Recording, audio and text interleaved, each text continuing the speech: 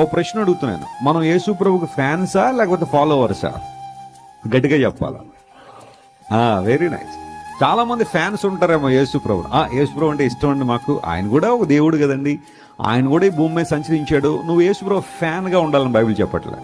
హీరోలకి ఫ్యాన్లు ఉంటారు కదా, హీరోయిన్లకి ఫ్యాన్లు ఉంటారు. వాళ్ళ సినిమాలు రాగానే రోడ్ల మీదకి వచ్చి చొక్కాలు చింపేసుకుంటా ఉంటారు. ఇంట్లో తల్లికి జ్వరం వస్తే డోలో 650 ఇవ్వడు, కానీ వాళ్ళ హీరో సినిమా ఏమన్నా రిలీజ్ అయితే అది ఉంటుంది, ఒక కటౌట్ ఉంటుంది.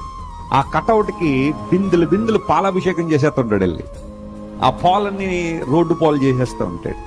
తల్లికి తండ్రికి ఏదైనా ఇబ్బంది వస్తే ఒక టాబ్లెట్, పోనీ ఇవి తిను, పోనీ ఇడ్లీ తిను అని తీసుకురాడు. కానీ కొంతమంది హీరోలకి, హీరోయిన్లకి, క్రికెటర్లకి, రాజకీయవేత్తలకి ఫ్యాన్లు ఉంటారు. వాళ్ళందరూ బాగానే ఉంటారు, ఏసీల్లో కూర్చుంటారు. ఈ రోడ్ల మీదకి వచ్చి ఇబ్బందులు పాలైపోతారు. You are not fans for Jesus.